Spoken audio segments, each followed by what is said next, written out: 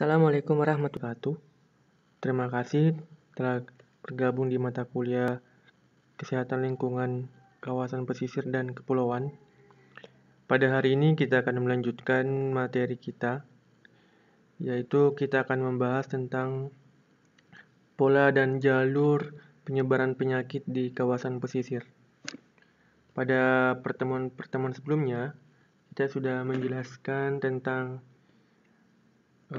dampak pembangunan di kawasan pesisir, kemudian terkait masalah karakteristik kawasan pesisir, dan juga sudah dijelaskan tentang aspek-aspek kegiatan antropogenik yang kemudian memberikan pengaruh terhadap pencemaran lingkungan di kawasan pesisir, dan juga telah dijelaskan tentang ekosistem dan geomorfologi lingkungan di kawasan pesisir.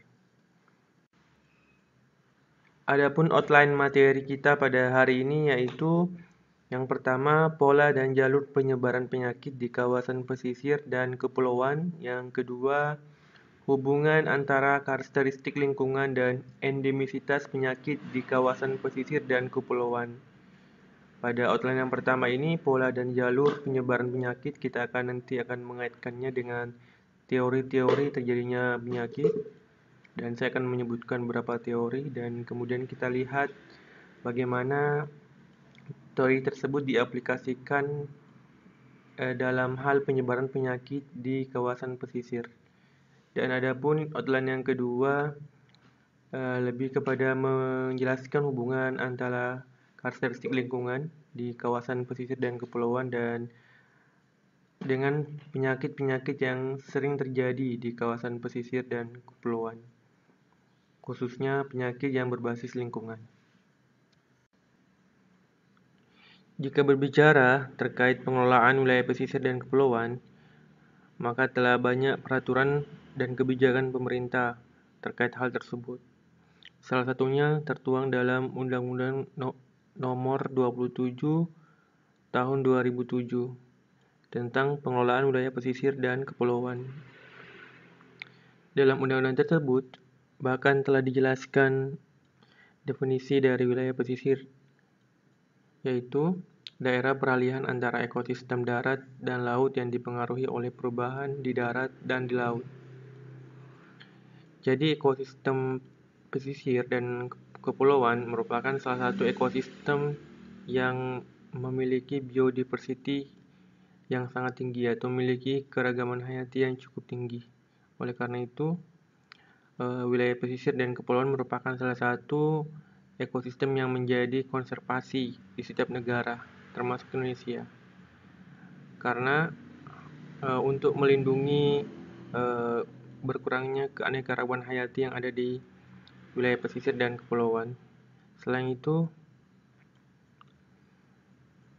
ekosistem wilayah pesisir dan kepulauan juga kaya dengan sumber daya alam, baik yang bersifat new renewable resource maupun non-renewable resource. Makanya hal tersebut telah diatur pengelolaannya oleh pemerintah di setiap negara. Adapun pulau-pulau kecil dapat didefinisikan sebagai pulau dengan luas lebih kecil atau sama dengan 2000 km persegi beserta kesatuan ekosistemnya.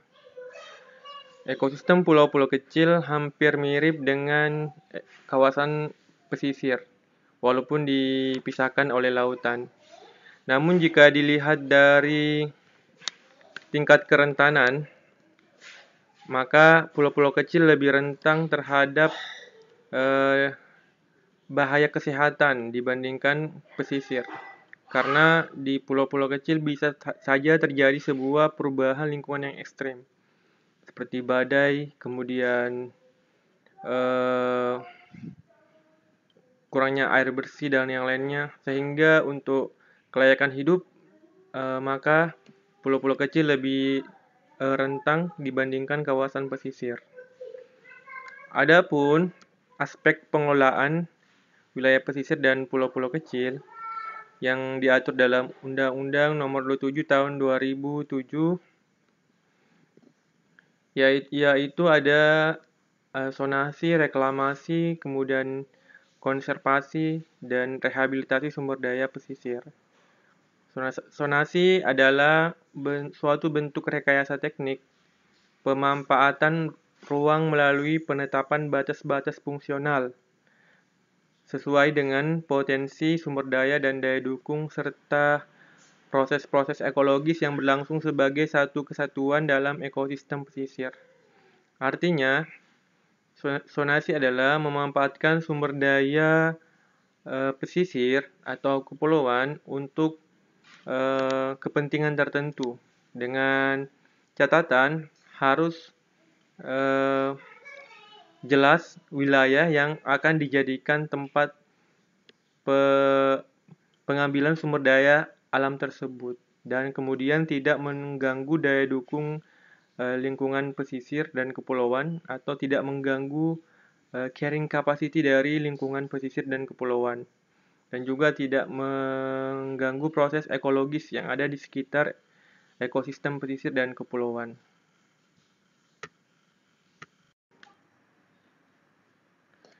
Oleh karena itu, setiap orang atau perusahaan yang ingin menggunakan sumber daya wilayah pesisir dan kepulauan harus membuat perencanaan terkait zonasi. Apa sih yang dimaksud dengan rencana zonasi? Rencana zonasi yang diatur dalam Undang-Undang Nomor 27 Tahun 2007 yaitu rencana yang menentukan arah penggunaan sumber daya tiap-tiap satuan perencanaan disertai dengan penetapan struktur dan pola ruang pada kawasan perencanaan yang memuat kegiatan yang boleh dilakukan atau tidak boleh dilakukan, serta kegiatan yang hanya dapat dilakukan setelah memperoleh izin. Jadi intinya adalah rencana zonasi di sini memuat tentang aspek-aspek yang boleh dilakukan dalam sebuah pengelolaan sumber daya kawasan pesisir dan kepulauan dan yang tidak boleh dilakukan. Dan itu semua harus dijelaskan dalam dokumen perencanaan tersebut.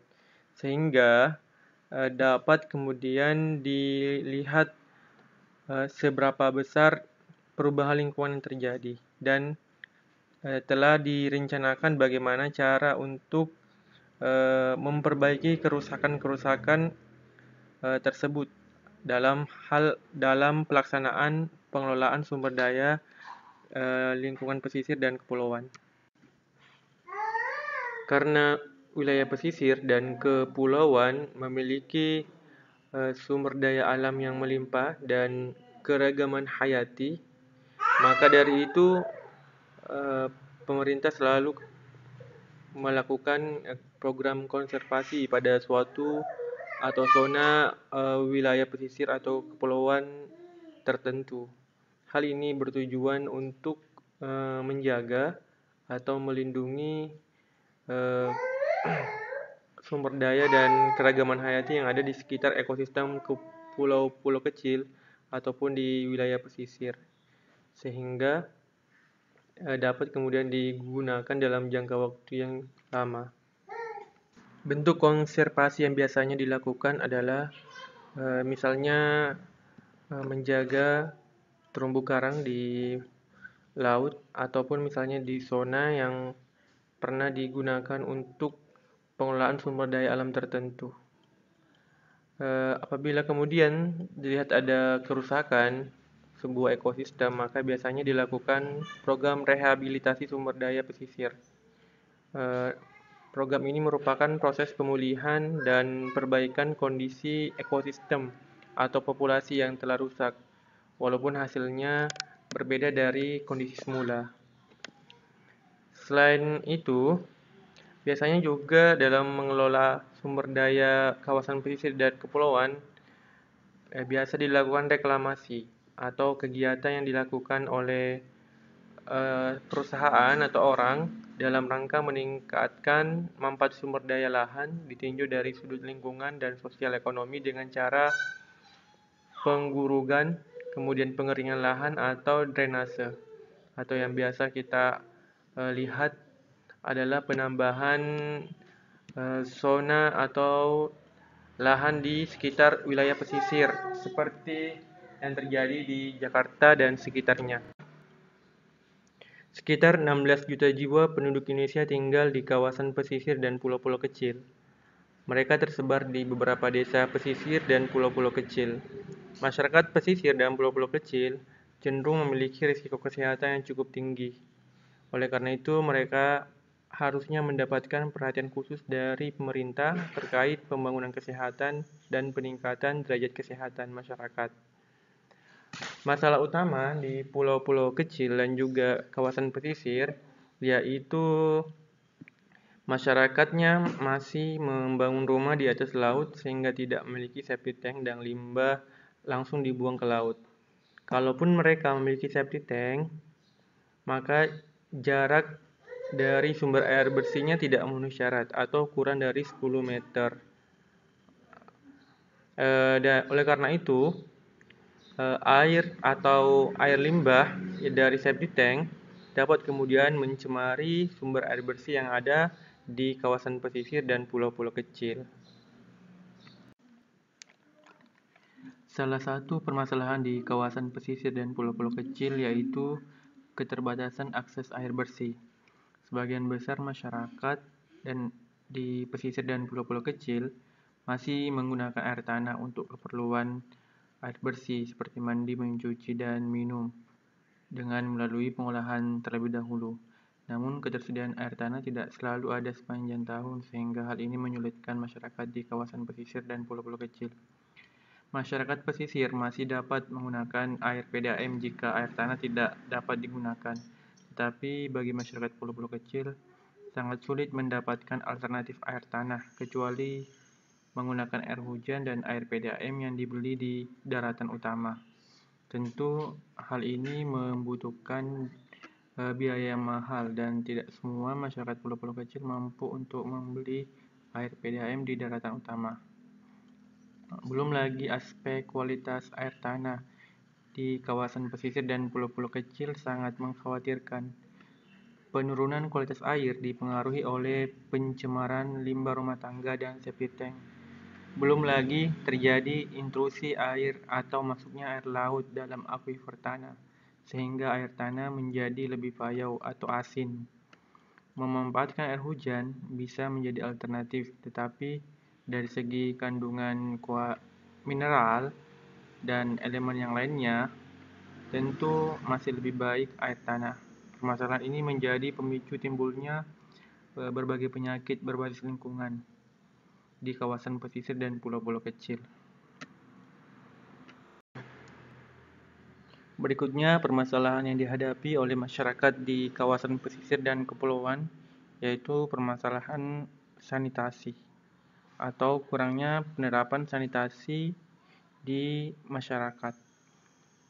Masalah sanitasi, khususnya di wilayah pesisir dan pulau-pulau kecil, merupakan masalah yang perlu mendapat perhatian khusus dan perlu ditinjau lebih dalam, sebab wilayah terpencil seperti di kawasan pesisir dan pulau-pulau kecil memiliki keterbatasan dalam fasilitas sanitasi seperti air bersih. Bahkan, menurut sebuah penelitian yang dilakukan di Pulau Baralompo, Kota Makassar, menunjukkan adanya hubungan antara faktor sanitasi dengan kejadian diare. Artinya, terjadinya diare pada masyarakat itu akibat dari kurangnya masyarakat menerapkan perilaku hidup bersih dan sehat, khususnya sanitasi. Sebenarnya faktornya tidak hanya karena ketidakpahaman masyarakat, tetapi juga karena keterbatasan fasilitas sanitasi seperti air bersih. Permasalahan berikutnya yaitu adanya sampah plastik di kawasan pesisir dan kepulauan, khususnya di wilayah lautan. Hal ini menjadi permasalahan di dekade terakhir karena banyaknya produk plastik yang kemudian tidak diimbangi dengan pengelolaan sampah plastik yang baik, sehingga mencemari perairan. Berdasarkan penelitian, disebutkan bahwa 80% sampah laut berasal dari daratan karena kurangnya layanan pengelolaan limbah padat yang baik di daratan. Artinya, kawasan pesisir sebagai tempat penampung sampah plastik yang berasal dari sungai ataupun dari tempat lain di daratan. Dan ini menjadi sebuah permasalahan. Mungkin di antara masyarakat yang tinggal di kawasan pesisir, mereka tidak kemudian berpikir bahwa ini membahayakan mereka. Secara tidak langsung memang tidak membahayakan, tetapi perlu kita ketahui bahwa sampah plastik yang ada di lautan dapat kemudian membahayakan mamalia ataupun hewan-hewan laut yang ada di sekitar kawasan pesisir dan pulau-pulau kecil. Sebuah penelitian menunjukkan bahwa sampah plastik telah membunuh 100.000 mamalia laut dan 2 juta burung-burung laut di setiap tahunnya. Bahkan dijelaskan di sebuah jurnal, di Scientific Report tahun 2015, di mana seorang peneliti dari Universitas Hasanuddin dan University of California menemukan bahwa 25% ikan yang dijual di pasar di kota Makassar telah mengandung plastik. Dan mungkin juga di daerah lainnya telah ada namun belum diteliti. Nah, ini menjadi sebuah alarm bahaya. Memang tidak langsung Anda sakit ketika mengkonsumsinya, tetapi ini bisa menjadi karsinogenik bagi tubuh Anda. Maka ini menjadi sebuah ancaman yang sangat mengkhawatirkan. Pertanyaannya kemudian, kenapa sampah plastik ini bisa kemudian menjadi limbah yang berbahaya bagi kawasan pesisir dan kepulauan? Ya, tadi kita jelaskan bahwa sampah plastiknya berasal dari sungai atau daratan yang kemudian tertampung di daerah kawasan pesisir. Tetapi secara tidak langsung masyarakat pesisir dan pulau-pulau kecil juga salah satu yang penyumbang sampah plastik. Sebuah penelitian yang dilakukan di Kecamatan Pulau Derawan, Kabupaten Berau, menunjukkan bahwa sebagian besar masyarakat tidak tahu mengolah sampah plastik dengan baik. Dikatakan bahwa sebagian besar mereka hanya kemudian membakarnya. Nah, kalau tidak membakarnya kemudian membuangnya di tempat-tempat yang tidak dianjurkan. Maka ini menjadi hal yang sangat mengkhawatirkan bagi kelangsungan habitat, bahkan kelangsungan manusia ke depannya. Selain permasalahan lingkungan yang saya sebutkan sebelumnya, terdapat juga faktor lain yang sangat mengkhawatirkan bagi kesehatan masyarakat di kawasan pesisir dan kepulauan, seperti kurangnya akses pelayanan kesehatan, khususnya di pulau-pulau kecil. Sebagian besar masyarakat di pulau-pulau kecil sangat sulit mengakses layanan kesehatan.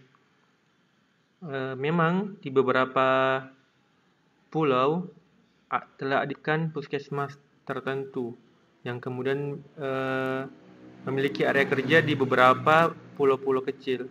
Tetapi hal itu kemudian tetap menjadi kendala ketika terjadi badai atau saat terjadi badai. Kenapa? Karena tidak ada transportasi laut yang bisa digunakan. Nah, bagaimana ketika terjadi sebuah penyakit misalnya atau kelahiran, maka ini bisa menjadi permasalahan yang serius bagi masyarakat yang tinggal di pulau-pulau kecil. Belum lagi permasalahan pemberian promosi kesehatan atau penyuluhan kesehatan ke masyarakat yang tinggal di pulau-pulau kecil.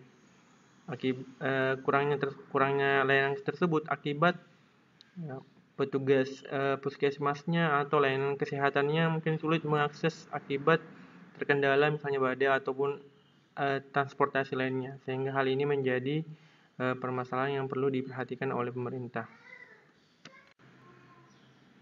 Selanjutnya, saya akan mencoba menjelaskan determinan penyakit di kawasan pesisir dan kepulauan. Saya mengambil teori Hendrik Bloom tentang 4 determinan yang kemudian memberikan pengaruh terhadap status kesehatan. Yang pertama lingkungan, yang kedua perilaku, yang ketiga genetik, dan yang keempat fasilitas kesehatan. Saya mencoba menjelaskan yang pertama fasilitas kesehatan. Kita ketahui bersama bahwa akhir-akhir ini teknologi kesehatan dan kedokteran semakin maju. Teknologi dan kemampuan tenaga ahli harus diarahkan untuk meningkatkan derajat kesehatan masyarakat. Selain itu, ketersediaan fasilitas dengan mutu pelayanan yang baik juga akan membantu mempercepat peningkatan derajat kesehatan. Namun, hal tersebut tidak kemudian terjadi di kawasan pesisir dan kepulauan. Banyak hal yang mempengaruhi sulitnya masyarakat di sekitar pesisir dan kepulauan untuk mengakses layanan kesehatan, apalagi di masyarakat di pulau-pulau kecil. Alasannya adalah karena sulitnya transportasi dan kondisi geografis yang ekstrim yang membuat masyarakat sulit untuk mengakses, apalagi di saat-saat darurat. Sebagai contoh, di sebuah penelitian yang dilakukan pada tahun 2016 menunjukkan bahwa sebagian besar responden, yaitu sebesar 64,37 responden, mengatakan bahwa ibu rumah tangga yang melahirkan itu tidak kemudian mendatangi fasilitas kesehatan. Justru mereka melakukan proses persalinan di rumah mereka sendiri. Tentu ini menjadi sebuah tanda bahaya ketika terjadi sebuah kondisi darurat, maka ini bisa menimbulkan kematian yang cukup banyak akibat kurangnya keterbatasan dalam mengakses layanan kesehatan. Genetik merupakan determinan yang jarang menjadi penyebab terjadinya sakit pada masyarakat kawasan pesisir dan kepulauan, kecuali pada kondisi yang luar biasa, seperti yang terjadi di Jepang. Penduduk di sekitar Teluk Minamata keracunan metil merkuri akibat hasil buangan dari suatu pabrik plastik. Metil merkuri yang terdapat dalam ikan dimakan kemudian oleh masyarakat Minamata, sehingga wanita-wanita hamil yang mengkonsumsi ikan tersebut kemudian keturunannya menjadi cacat atau mengalami kelainan fisik akibat terjadi perubahan genetik di dalam tubuhnya. Perilaku merupakan salah satu determinan yang berpengaruh terhadap kejadian penyakit di kawasan pesisir dan kepulauan. Sebagai contoh, sebuah penelitian yang dilakukan pada tahun 2016 di Kepulauan Derawan menunjukkan bahwa sebanyak 61 responden yang diteliti memiliki perilaku merokok dalam rumahnya. Hal ini kemudian memberikan sebuah faktor resiko terhadap kejadian ISPA. Belum lagi penggunaan bahan bakar biomasa yang seperti kayu yang kemudian bisa menimbulkan indoor pollution, dan hal ini dapat memicu munculnya penyakit saluran pernapasan lainnya. Selain itu, faktor perilaku yang signifikan berpengaruh terhadap kejadian penyakit di kawasan pesisir adalah dalam aspek penerapan higien sanitasi. Masih banyak masyarakat di kawasan pesisir tidak menerapkan higien sanitasi dalam mengolah makanan maupun mengolah air bersih mereka atau air minum mereka. Faktor lingkungan memiliki pengaruh yang cukup besar terhadap kejadian penyakit di wilayah pesisir dan kepulauan. Karakteristik lingkungan pulau-pulau kecil menyebabkannya menjadi salah satu kawasan yang rentan terhadap terjadinya penyakit. Seperti misalnya penggunaan sumur yang dimana sumur di kawasan pesisir atau pulau-pulau kecil lebih rentan tercemar bakteri coliform yang berasal dari septic tank.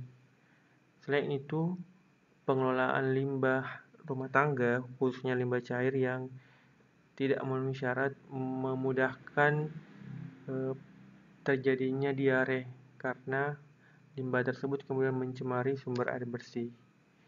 Oleh karena itu, negara-negara yang tergabung dalam kelompok Small Island Development State, kemudian memberikan sebuah perhatian khusus dengan mengembangkan indeks kerentanan lingkungan yang menjadi patokan setiap negara-negara kepulauan dalam menilai kualitas lingkungan di pulau-pulau kecil. Diperkirakan di tahun 2025 terjadi peningkatan penduduk di kawasan pulau-pulau kecil, dan ini akan menambah tingkat kerentanan di pulau-pulau kecil. Oleh karena itu, ketika tidak dibuat perencanaan yang baik terkait peningkatan kesehatan masyarakat di pulau-pulau kecil dan pesisir, maka ini bisa menjadi resiko yang sangat besar dalam hal penurunan kualitas kesehatan masyarakat di pulau-pulau kecil dan juga di kawasan pesisir. Pengaruh lingkungan dalam menjadi determinan penyakit di kawasan pesisir dan kepulauan masih cukup signifikan. Hal ini dibuktikan dari data kesehatan di beberapa wilayah pesisir dan kepulauan menunjukkan bahwa 10 penyakit tertinggi yang diderita oleh masyarakat pesisir dan kepulauan masih merupakan penyakit berbasis lingkungan. Karakteristik lingkungan yang rentan menjadi penyebab mudahnya masyarakat di kawasan pesisir dan kepulauan terkena penyakit berbasis lingkungan. Beberapa di antara permasalahan di kawasan pesisir dan kepulauan terkait kerentanan wilayahnya. Yang pertama adalah perubahan iklim atau climate change. Kemudian ekosistem di wilayah pesisir dan kepulauan lebih rapuh dibandingkan di daratan utama. Kemudian terjadinya erosi tanah dan degradasi kualitas lahan akibat pencemaran. Dan yang keempat, terbatasnya sumber daya air tawar. Dan yang terakhir, limbah yang tidak diolah kemudian dibuang ke lingkungan atau lebih khususnya dibuang ke laut, sehingga mempengaruhi kualitas air laut dan juga mempengaruhi kualitas lingkungan di kawasan pesisir dan kepulauan. Belum lagi, sebagian masyarakat di kawasan pesisir dan kepulauan berada pada garis kemiskinan, sehingga sulit untuk memenuhi kebutuhan gizinya dengan baik. Dan tentunya ini memberikan pengaruh terhadap aspek daya tahan tubuh dan juga kemampuan host dalam menangkis atau mencegah terjadinya sebuah penyakit. Maka dari itu, teori Gordon sangat tepat untuk menjelaskan bagaimana pola penyebaran penyakit di kawasan pesisir, di mana Gordon mengatakan bahwa terjadinya sebuah penyakit berhubungan dengan adanya interaksi antara agent, environment, dan host. Sebagai contoh, kasus diare di beberapa pulau-pulau kecil dan wilayah pesisir jumlahnya sangat tinggi atau jumlah kasusnya cukup banyak.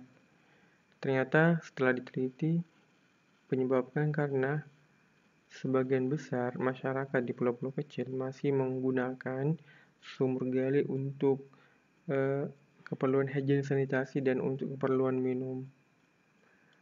Padahal sumur gali yang digunakan tersebut memiliki kualitas yang tidak memenuhi syarat. Bahkan sebagian besar sumur gali yang digunakan merupakan kategori sumur gali yang tidak terlindung, sehingga sangat rentan untuk tercemar. Belum lagi jarak septic tank dengan sumber air bersih atau sumur gali itu tidak memenuhi syarat, sehingga sangat memudahkan agen, dalam hal ini coliform, untuk masuk ke dalam air yang sebagai medianya, environment-nya, dan ditambah hostnya yang tidak memiliki daya tahan tubuh yang baik.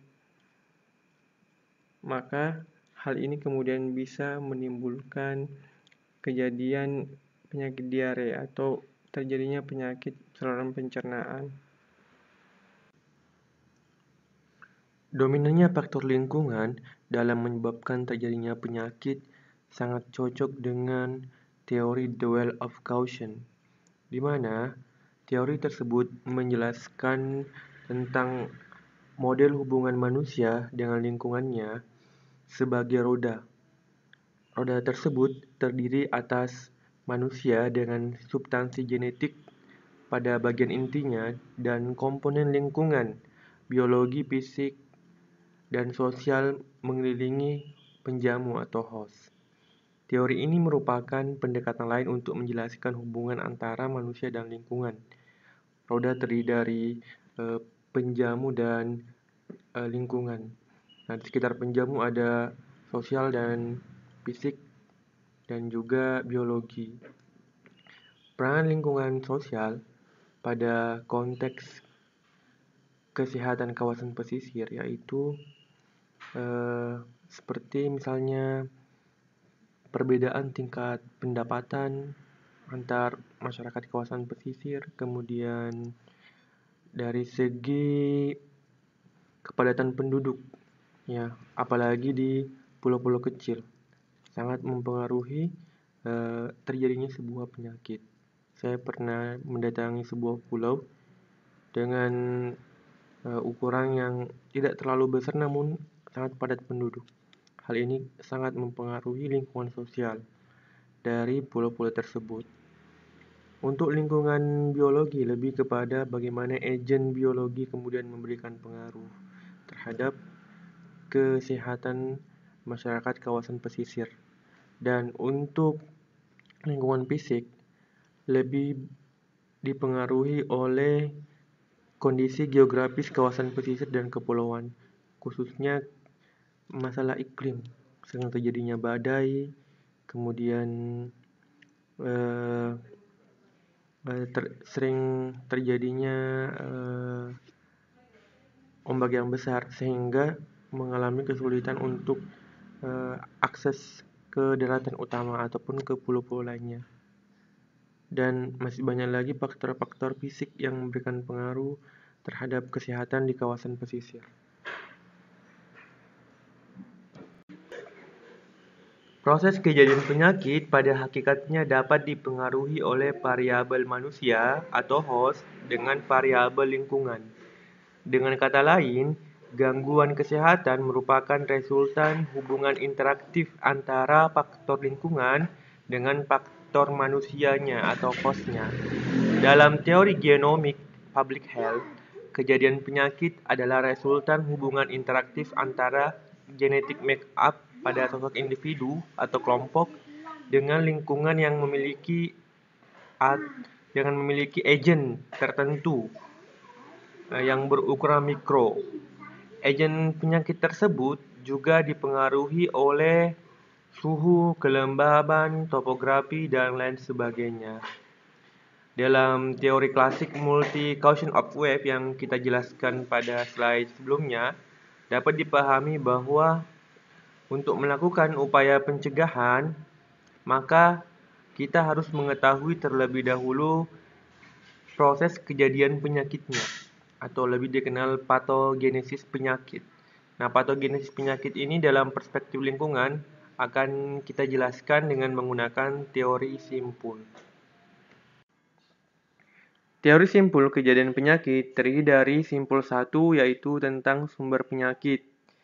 Bentuknya berupa agen, biologi, fisik, kemudian kimia.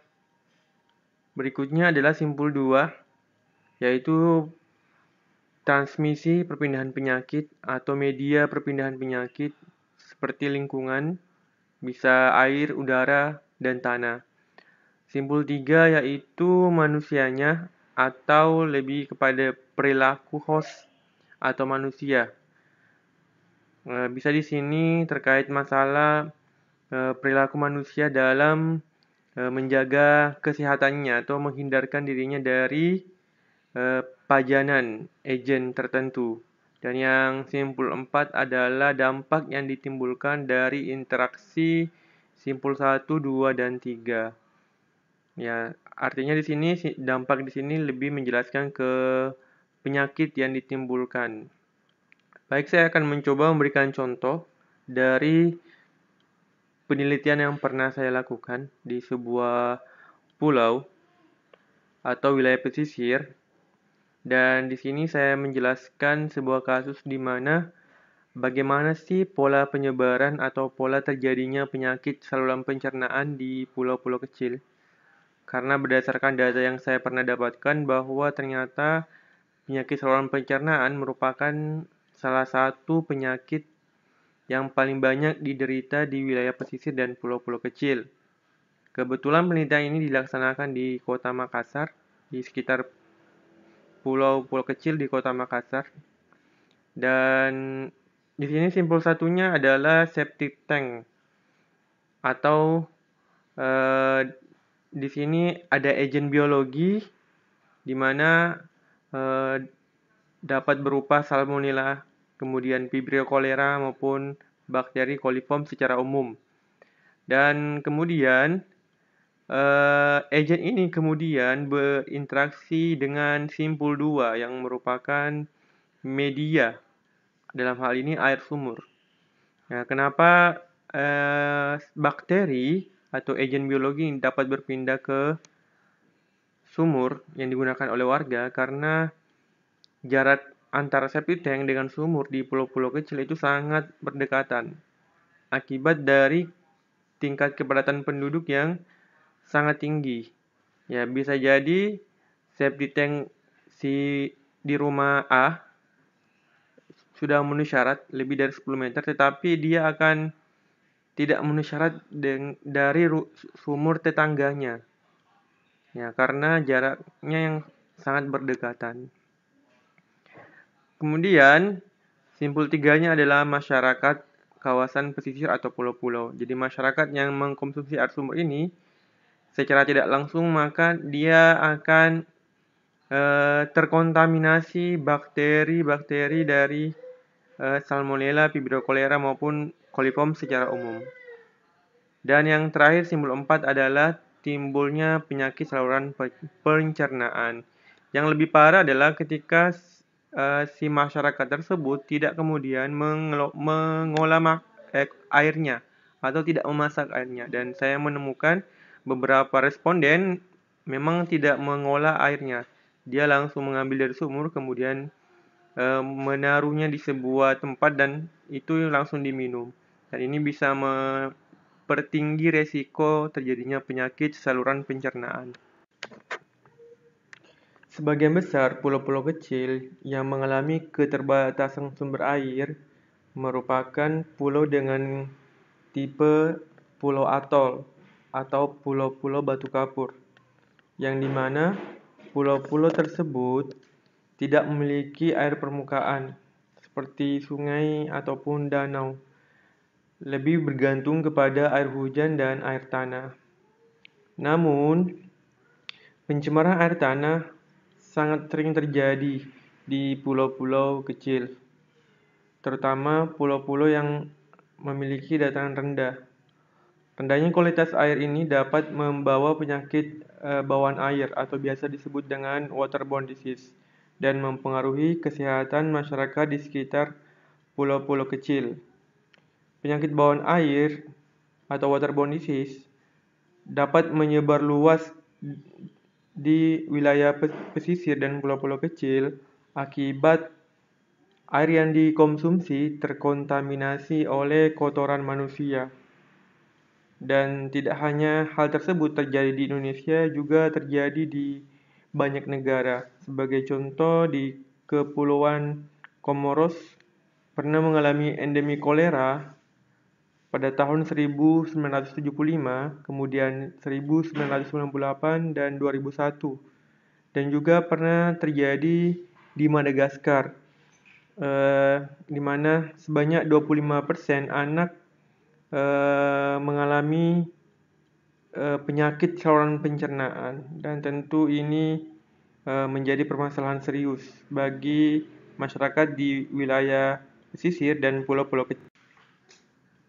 Penyakit malaria dan DBD masih merupakan penyakit yang sering dijumpai di kawasan pesisir dan kepulauan. Berdasarkan penelitian, ditemukan bahwa spesies nyamuk Anopheles masih ditemukan di kawasan pesisir seperti di sekitar rawa-rawa, di mana pada penelitian tersebut dijelaskan bahwa ditemukan spesies nyamuk Anopheles dengan tipe yaitu Anopheles subictus, dan juga ditemukan jenis Anopheles Hydranus dan Anopheles barbirostris. Dan selain itu, larva Anopheles juga ditemukan di sekitar tambak yang berada di pinggir pantai, dan ditemukan spesies yaitu Anopheles subictus. Dan tentunya ini yang menjadi sinyal bahaya ketika tidak dibuat pencegahan yang baik dan dapat membuat tingginya kasus malaria di kawasan pesisir. DBD juga ditemukan di beberapa wilayah pesisir dan kepulauan akibat masyarakat pesisir dan pulau-pulau kecil tidak kemudian menerapkan program 3M, di mana ditemukan beberapa jentik nyamuk di kawasan pesisir, dan di mana setelah diidentifikasi maka jentik tersebut merupakan jentik nyamuk Aedes aegypti. Kemudian pertanyaannya, bagaimana sih DBD bisa terjadi di pulau-pulau kecil? Ya, penyebabnya salah satunya bisa karena nyamuk Aedes aegypti kemudian hinggap di kapal penumpang yang menuju ke pulau-pulau kecil, sehingga akhirnya nyamuk tersebut kemudian memindahkan virus dengue ke masyarakat pulau-pulau kecil. Dan lama-kelamaan di pulau-pulau kecil itu banyak orang yang kemudian terinfeksi virus dengue. Akhirnya semakin hari semakin banyak yang terinfeksi atau terkena penyakit DBD. Infeksi pernapasan akut atau ISPA merupakan penyakit yang masih banyak diderita oleh masyarakat pesisir dan kepulauan. Penyebabnya karena sebagian besar masyarakat pesisir dan kepulauan masih menggunakan kayu bakar. Berdasarkan yang kita ketahui bahwa sebagian besar masyarakat pesisir merupakan masyarakat ekonomi lemah, sehingga sangat sulit bagi mereka untuk membeli gas. Maka alternatifnya adalah menggunakan kayu bakar. Padahal tingkat polusi yang dihasilkan bahan bakar kayu jauh lebih tinggi dibandingkan bahan bakar gas. Sejumlah penelitian menunjukkan bahwa paparan polusi dalam ruangan meningkatkan resiko kejadian ISPA pada anak, khususnya pada penggunaan bahan bakar kayu. Hasil penggunaan bahan bakar kayu atau biomasa menghasilkan gas antara lain CO, NO, SO, SO2, kemudian amonia, HCl, dan hidrokarbon. Hidrokarbon dan CO yang dihasilkan dalam kadar tinggi akan menimbulkan penyakit saluran pernapasan, khususnya ISPA. Maka hal ini menjadi perhatian yang mestinya harus segera dicegah sedini mungkin agar tidak menambah jumlah masyarakat yang terkena penyakit ISPA. Oleh karena itu, lingkungan memberikan pengaruh yang cukup besar terhadap status kesehatan masyarakat di kawasan pesisir dan kepulauan. Maka dari itu harus ada upaya dari pemerintah untuk meningkatkan status kesehatan masyarakat di kawasan pesisir dan kepulauan melalui peningkatan kualitas kesehatan lingkungan dan juga peningkatan pengetahuan masyarakat tentang pola hidup bersih dan sehat. Kita dapat mengambil teori Liefeld and Clark, di mana pencegahan penyakit dapat dilakukan dengan melalui 5 tahapan: health promotion, specific protection, kemudian early diagnosis and proper treatment, dan disability limitation dan rehabilitation. Nah, Hal yang paling pertama yang harus dilakukan adalah health promotion, mengedukasi masyarakat tentang pola hidup bersih dan sehat. Kita bisa kemudian mengurangi risiko terjadinya sebuah penyakit diare atau saluran pencernaan di kawasan pesisir dan kepulauan dengan meningkatkan pengetahuan masyarakat tentang cara mengolah limbahnya, kemudian bagaimana cara menjaga sumurnya atau air bersih yang digunakan agar tidak kemudian terkontaminasi oleh bakteri coliform. Nah, ini semua dapat kemudian membantu masyarakat untuk meningkatkan derajat kesehatan mereka. Oke, terima kasih telah mengikuti perkuliahan ini hingga akhir. Kita akan melanjutkan materi kita minggu depan dengan membahas materi tentang sanitasi lingkungan kawasan pesisir dan kepulauan.